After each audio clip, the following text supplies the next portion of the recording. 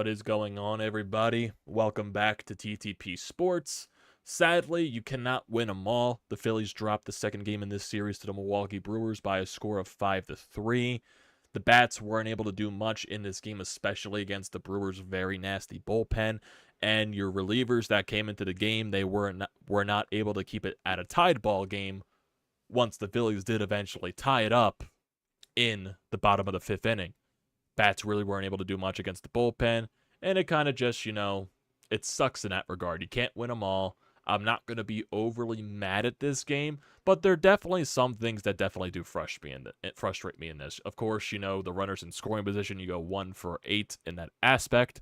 That definitely needs to be better. You can't be constantly straining guys that are on base, that are in scoring position, because, that takes you out of the game. That, basically takes away runs that could be on the board that could put you in a more, beneficial situation. And also, when you look at the back end of the bullpen today, for the guys that were used, Strom comes in, Hoffman, they tried to use him for 2 innings. That second inning that it came out there didn't look the same as he did in the 6th. And, Strom comes in, he gets the second out, but then he allows a run on a 0-2 count, which is very annoying. Bilotti comes in the 9th inning, allows a leadoff hit to the 9-hole hitter who couldn't hit the broadside of a barn basically the entire game. It's just the fact that when you look at the bullpen arms that were used today, it kind of does make you think, how much you're actually missing Seranthony Dominguez and Jose Alvarado to pitch in those important situations. Because if you look at the bullpen today, the only guys that really had anything that was like remotely of a clean inning without a run allowed was Marte, and even he got into a little bit of a jam with 2 outs, but he managed to get out of that situation. Hoffman did have a clean inning in the 6th, but he came out for the 7th inning, which I really didn't understand at that point. Why not just bring out another guy for a clean inning? Just a different, fresh arm out of the bullpen for the bottom of the order. I don't know what the understanding was there from Rob Thompson, I guess because not many people were available from the bullpen. Craig Kimbrell, Gregory Soto, and all that stuff, which I guess. But then you go to Strom with a runner on base, and it's always an adventure with Matt Strom lately. It kind of, makes you a little bit nervous that he's going to allow a home run. 0-2 count allows the run, and then Bilotti, instead of a 1-run game going into the bottom of the 9th, it's now a 2-run game. Because Bilotti, hangs a slider, then he allows a double, just can't get the guys out. And those are situations where you really miss Seranthony and Alvarado. Because they can pitch in those key situations to possibly keep the game tied, or even keep it a 1-run game. So that's definitely where you miss them in that aspect. But overall, Edmundo Sosa's error in the 2nd inning, that allowed more runs to score eventually, even though Christopher Sanchez did break down a little bit in that 2nd inning, allowed 3 runs, partially involved to the Edmundo Sosa error. If that error doesn't happen, you probably only get out of that inning only allowing 1 run, which is definitely much better than the entire thing. But, Edmundo definitely has to be better over there at third base. That's definitely the case. So that inning was annoying. Nick Castellanos gets you on the board with the solo shot. Kyle Schwarber continues to be red hot. He didn't hit a home run in this game, but he does get a huge, 2-run single with Brandon Marsh scoring over from first base because the Brewers defense was just being absolutely lazy. So a tied ball game there, and you're hype. You tie the ball game up. You go to the bullpen. Let's see what your boys can do. And then your bats really went quiet. They really couldn't do anything against the Brewers bullpen between the 6th and the 8th inning. I think the Phillies went down 1, 2, 3 in all, the 6th, the 7th, and the 8th. Couldn't do anything. Bryce Harper comes up in the bottom of the 9th, leadoff single. Then JT has a horrendous at-bat, swinging at all 3 pitches. Bryson stop bloops one, which allows Harper to go over to third base to get 1st and 3rd for Alec Bohm. And then, there comes a questionable decision that a lot of people are going to be talking about. Bryson Stott trying to steal second base in that situation with Alec Bohm up at the plate. I can understand both arguments, but in my honest opinion, I don't have a major issue with Stott trying to steal second.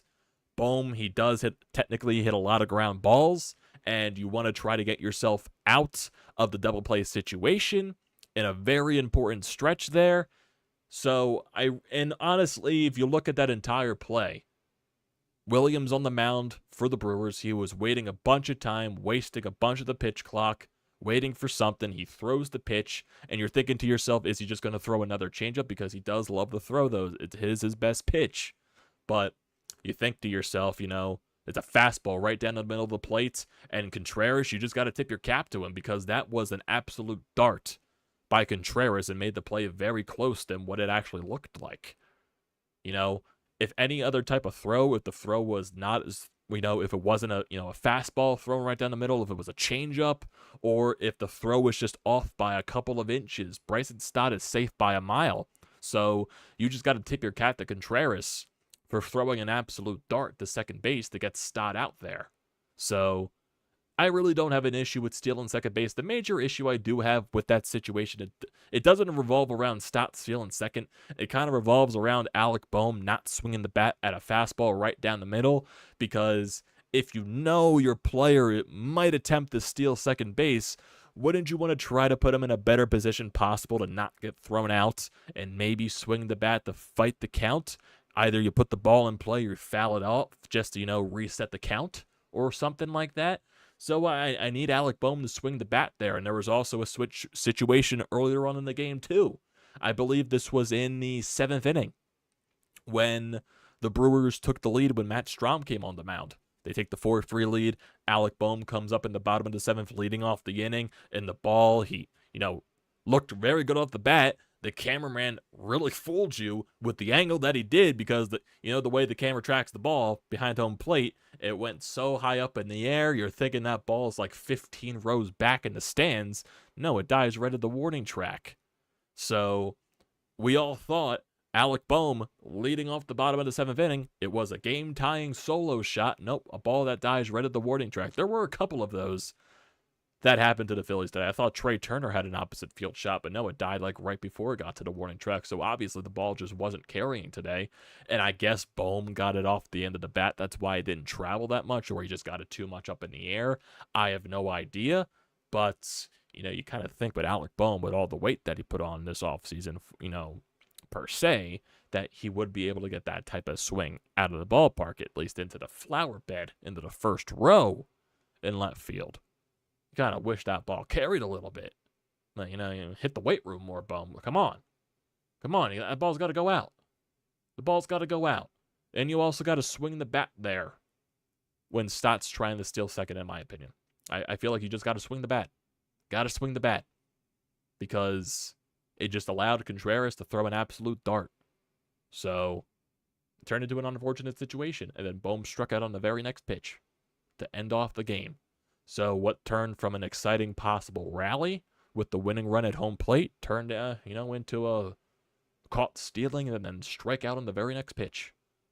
The Brewers' bullpen is very nasty. You got to give them a lot of credit. The Phillies really haven't been able to do anything against their bullpen in these first 2 games. Game 1 was Aaron Nola and our bullpen managing to shut their offense down, and our offense did a little bit in the beginning of the game to, give us enough of a cushion to win that game. Today, the offense just wasn't able to do much. Really wasn't. Besides the Castellanos home run and the Kyle Schwarber single, you really weren't able to do anything with runners on. And yeah, that definitely is an issue. And if you look at, throughout this entire game, you go to that top of the 2nd inning with Edmundo Sosa's error at third base. Like I said earlier, if that error does not happen, you escape that inning only allowing 1 run.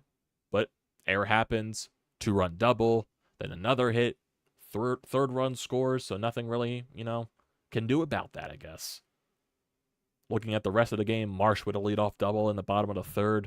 The next 3 guys get out, so that's another guy with runners in scoring position. You weren't able to do anything in there. Castellanos with the home run in the bottom of the 4th to lead off. Bottom of the 5th, Bowman Marsh reach on base, then Schwarber gets that huge single to tie the ball game up. Nothing happens in the bottom of the 6th. Nothing happens in the bottom of the 7th. Nothing happens in the bottom of the 8th. You go down 1, 2, 3. And then the bottom of the 9th, Harper gets that leadoff hit, stop with the single, and then, nothing happens there. Sadly. It happens. But yes, runners in scoring position definitely has been an issue with this team the entire year. And I guess it just got more, escalated against the Brewers bullpen, which is a very good bullpen, by the way. I think we're underestimating that. But overall, you're not going to win every game. You're not going to win every game. There's right to criticize. There definitely is. There's right to criticize with this game because there were definitely a lot of situations where you stabbed yourself in the foot. And this game was definitely winnable. It was definitely winnable. Sadly, the guys in the back end of the bullpen that you brought out were not able to get the job done in those situations, specifically, Bellotti and Strom. That's where you're missing, Seranthony and Jose Alvarado. But there's the fact, It's, I guess it is what it is at this point. I guess the benefit is you have a very early game tomorrow afternoon. It's a very quick turnaround. You can basically just throw this game in the garbage and bounce right back tomorrow. I know it's going to be a very difficult situation. Corbin Burnes is going to be on the mound. And Corbin Burnes, he's one of the best pitchers in the National League. He can be hit around. Even good pitchers in this league have their off days. Maybe tomorrow is that day. Maybe tomorrow the offense goes off on Corbin Burnes. Maybe tomorrow the offense goes off on this bullpen. Not going to write this team out yet. They just won 4 in a row coming into this game. You lose one. You're eventually going to lose games. It happens. This team has been playing much better baseball over the past, month and a half. So, it is what it is. You bounce back tomorrow on a quick turnaround. And I believe that's going to be the case. I believe in this team. Definitely going to need Taijuan Walker to have a much better performance than he did against the Padres in the doubleheader. Can't be, walking a bunch of guys. Can't struggle in the first inning, throwing a lot of pitches. Got to, establish the strike zone early against this Brewers team, especially against their, top part of the lineup. But you got to, find a way to win. Good teams find a way to win. And this Phillies team has been finding ways to win. A lot. They came back in every single game they won against the Padres. So, they're not going to come back and win every single game. That's just not going to happen. It's not going to happen. Like I said, you lose games. That happens. You win some, you lose some. All you do is how you respond the very next day. And we'll definitely see how this Phillies team responds tomorrow. That's all we can do at this point. That's all we can do at this point. All we can do. But if you look at the lineup today, you only had 7 hits. Kyle Schwarber 1 for 4 with 2 RBI. Trey Turner 0 for 4. Nick Castellanos 1 for 4 with a solo shot. Bryce Harper 1 for 4. JT Realmuto 1 for 4. Bryson Stott 1 for 4. Alec Boehm 0 for 4 with a strikeout. Brandon Marsh 2 for 3. Edmundo Sosa 0 for 2. Derek Hall came into the game as a pinch hitter, and he went 0 for 1. Like I said, with the runners in scoring position, you went 1 for 8. That definitely is not good. Sosa had 2 chances. He went 0 for 2. Turner had a chance, 0 for 1. Schwarber went 1 for 2 with runners on. Stott went 0 for 1, and Boehm went 0 for 2. Christopher Sanchez in this game, 5 innings, 6 hits, 3 runs, 1 earned because of the Sosa error, 1 walk, and 3 strikeouts on 86 pitches. He struggled in the second inning in result of the Edmundo Sosa error. He also didn't help his guy out after he made the mistake. But he managed to settle back into the game, and he kept you involved enough for you to tie it up. So, it's not the end of the world. It's your 5th starter going 5 innings and allowing 3 runs. It's not the end of the world there. When people, when that second inning happened, everyone was like, oh my God, now we need a 5th starter again, blah, blah, blah, blah, blah. Christopher Sanchez has been perfectly fine since being called back up. He's been perfectly fine. Jeff Hoffman, inning in the 3rd, 1 run allowed, 0 hits, 1 walk, 1 strikeout, 30 pitches. And, Matt Strom gave up that run. He got the last 2 outs of that 7th inning on 12 pitches. Junior Marte went a full inning, allowed a hit and a walk. 16 pitches, got out of that situation. And then Andrew Bellotti allowed 2 hits, 1 earned run, 1 strikeout on 15 pitches. So, like I said, that happens when you don't have Jose Alvarado and Seranthony Dominguez. Maybe they keep it, a little closer intact, possibly. Possibly. And if we look at the standings so far, just to see what happened around baseball, the Phillies, I do believe, they are standing still in that 3rd wildcard spot. So they really didn't lose any traction there because the Marlins did lose to the Cardinals again. So they got swept by St. Louis. So if you're looking at the Miami Marlins, for instance, they started out the second half losing 6 games in a row. They got swept by Baltimore, and they got swept by St. Louis. 2 drastically different tiers of teams. Baltimore, one of the best teams in baseball, and St. Louis, one of the worst teams in baseball. So, I don't know what to tell you there. Maybe the Marlins second half downfall, like I've been talking about, possibly can happen. Possibly can happen, but you still got to win the games that are in front of you. You definitely still got to do that. Definitely. But, you know, like I said, you're not going to win every single game. So, you bounce back tomorrow. That's all you can do. Corbin Burnes is on the mound. It's definitely going to be a tough task. It definitely is. But I do believe in this team. They've been playing way better baseball as of late, so I can't, knock them. I can't. Well, I can knock them for today, but I'm not going to go crazy. There's no point of it. We'll definitely have more discussions of, the result of what happens tomorrow, depending on the result. If it's another loss, we'll definitely, get into more critical. But if they win tomorrow, we'll just, call this game a fluke. You lose some. That's all you can do. So, looking at tomorrow's game, Taijuan Walker against Corbin Burnes. Corbin Burnes is 8-5 with a 3.73 ERA, a 1.11 WHIP with 115 strikeouts. In his past couple of games, he went 6 innings against the Reds, 13 strikeouts. 6 innings against the Reds, 2 earned runs, 6 strikeouts.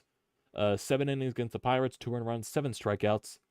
5 2/3 against the Guardians, 4 earned runs, 3 strikeouts. And 5 innings against the Diamondbacks, 7 earned runs, 3 strikeouts. So, we'll see. We'll see what happens tomorrow. Does Corbin Burnes, can I see his career against the Phillies? Just to see Corbin Burnes' career. If I can type right. Phillies. Let's see if anything happens here. Corbin Burnes' career versus Phillies.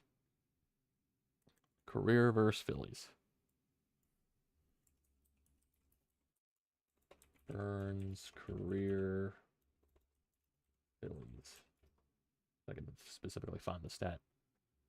Corbin Burnes has a record of 0-1 with an ERA of 1.08 and 14 strikeouts in 3 appearances against the Phillies in his career. Very small sample size. Very, very small sample size.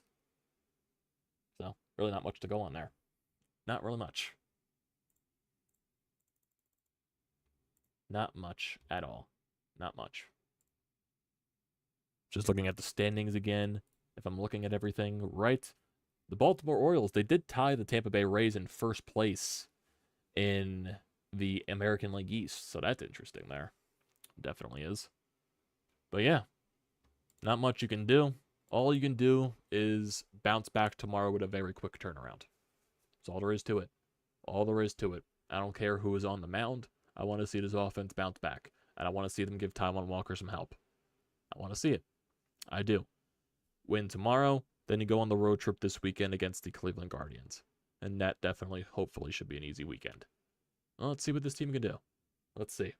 I do see some of you guys in the comment section here. I do see David and Julian going back and forth. So that is interesting. So let's go in the comment section. That was a crappy 9th inning. Harper gets on. JT strikes out. Stott gets on and runs his way out at first and third and 1 out. I love Stott, but you don't steal in the 9th down 2. Mistake. I don't have an issue with that. If you're trying to avoid the double play, I don't have an issue. Wasn't a real good game by Sanchez, but he gave us 5 innings and kept the Phillies within reach. Exactly.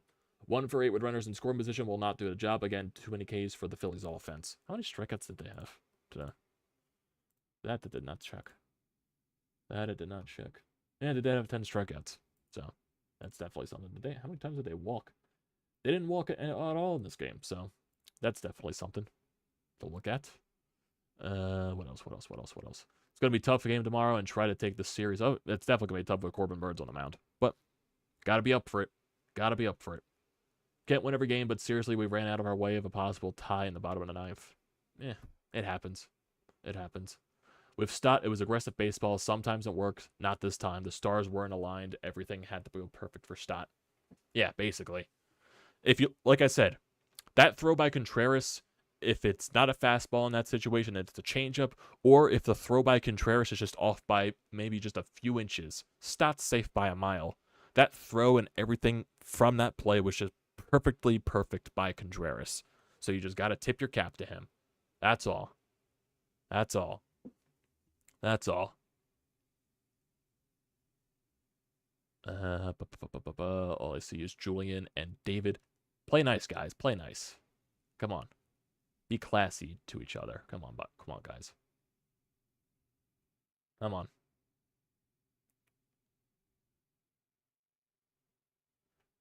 Come on, guys. Stop arguing in the chat. I will not stand for this. Be classy to each other. You guys can disagree, but then basically right now I see you guys are just taking shots at each other. So I will not allow that. I will not allow that. Oh yeah, there's also oh yeah, one thing I forgot to bring about. One of the bigger news is from the I just like was so focused on the game, I forgot one of the bigger news is that came out from the Phillies today.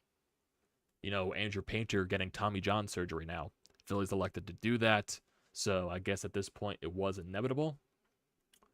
So, yeah. I guess at that point it was inevitable. You know, all the stuff from spring training, you know, with a tender elbow, the partially torn UCL, whatever was going on with that ligament and everything there. It sucks for him. It definitely does. I know then you're going to get all the doctors that said, oh, he should have got it in March when you found out about the injury. Look, when you're dealing with Painter right now, he's 19 years old. Scott Boras is his agent.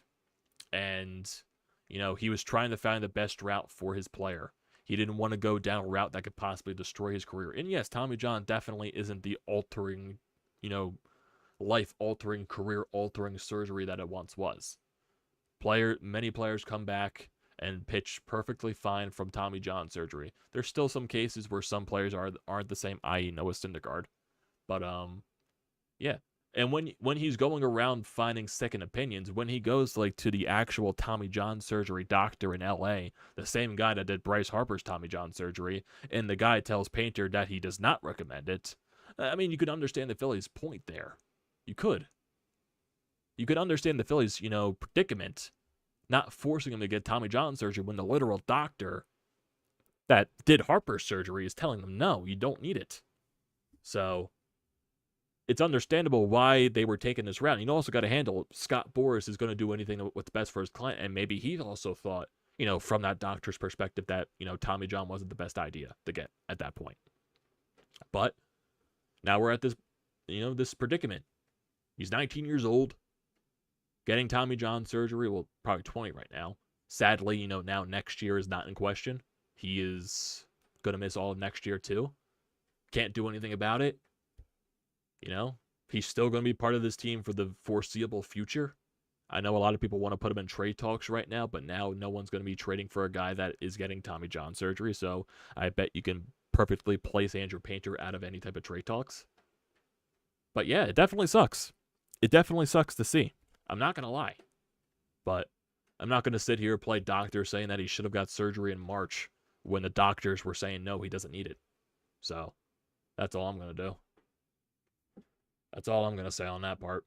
It sucks. It definitely sucks. I feel bad for him because he was definitely slated in the big plans for the team this year, and it just didn't go his way. Sadly, that was the case. So we got to wait and see. Just got to wait and see. Did I see the MLB Network report, Julian? Phillies get Ohtani, but they need to take Rendon. No, I did not see that. I did not see that report at all. And who knows if it's even though it's from MLB Network. But I don't think that's going to be the case. I don't think that's going to be the case, as it just started pouring outside my window. So, that's interesting. That is interesting.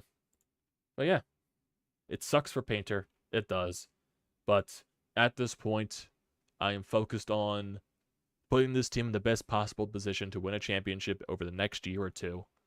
The window's still, you know, gotta wait and see. Just gotta wait and see what Dave Dombrowski does at the trade deadline. He's going to add. We know that. Is he going to be doing this big type of blockbuster deal? I have no idea. From what I'm hearing, it doesn't sound like it's going to happen. Like big blockbuster type of move. But you never know. He could be doing a smokescreen, and he could have something gigantic planned. You never know. You never know. So, who knows?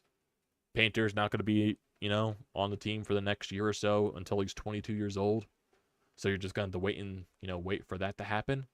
Sadly, that's the case. Sadly, he couldn't catch a break with this whole elbow situation, but I guess it was, granted, that he's a 19-year-old guy that throws over 100, so I guess it was inevitable. Maybe it's best just to get it done now to where maybe he doesn't have to deal with it later on. So, yeah. Nothing you can do with that part. Nothing you can do. But, who knows? But in terms of trades, who knows what can happen? Are the Angels going to trade Ohtani? I don't know. They just swept the fucking Yankees, so they just got back above 500. Their owner is very stupid, so who knows if they even trade him or not. Doesn't Abel throw as hard? He does. He does. Certain players, it's just, it's inevitable. It just is. I don't think Abel throws as hard as Painter, though. I think Painter throws a little bit harder. Painter, I think, can top over 100. I think Abel can, he's like 98, 90, 99, around that point.